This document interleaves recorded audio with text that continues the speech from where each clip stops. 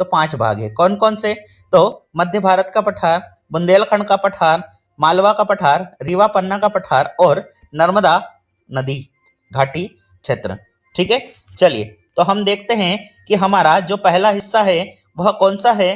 तो पहला हिस्सा हमारा हो गया मध्य भारत का पठार, दूसरा हो गया हमारा मालवा का पठार, तीसरा जो है हमारा वह हो गया नर्मदा घाटी क्षेत्र और 3 हो गए, चौथा हमारा हो गया बुंदेलखंड का पठार और 5वां हमारा क्या हो गया? तो रीवा पन्ना का पठार। ठीक है, और इसके बाद में हमने देखा कि अगला जो भाग है हमारा वह कौन सा है?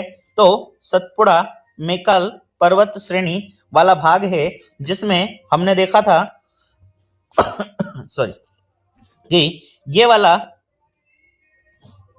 इसका कलर चेंज कर लेते हैं, ब्लैक कर लेते हैं। ठीक है, तो देखिएगा ये वाला हिस्सा हमारा राजपीपला कहलाता था। इसके बाद में ये जो दूसरा वाला हिस्सा है वह हमारा क्या कहलाता था?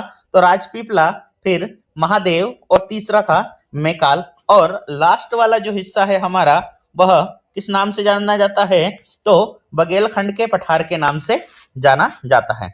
ठीक है, चलिए अगर इसमें समझ में नहीं आ रहा है तो हमने इसमें एक और मैप के द्वारा मैं आपको बता देता हूं कि पहला हमारा कौन सा हिस्सा हो गया?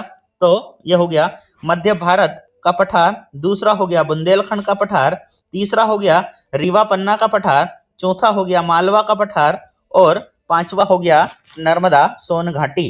तो ये पांचों के पांचों भाग मिलकर क्या बनाते हैं? तो मध्य उच्च प्रदेश बनाते हैं।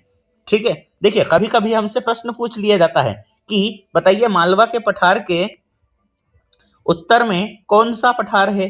तो हम कह देंगे मध्य भारत का पठार है। पूर्व में पूछ लेगा तो रीवा पन्ना का पठार है। पश्चिम में पूछ लेगा तो भैया राजस्थान राज्य लगा हुआ है।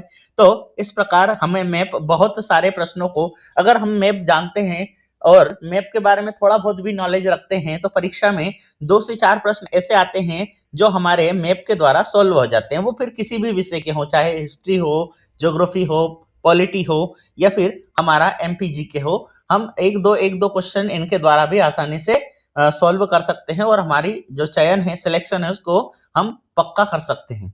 ठीक है, चलिए इसके बाद में हमने देखा कि अगला हिस्सा हमारा कौन सा है? तो सतपुड़ा मेकाल श्रेणी और 7वां हिस्सा है हमारा बघेलखंड का पठार।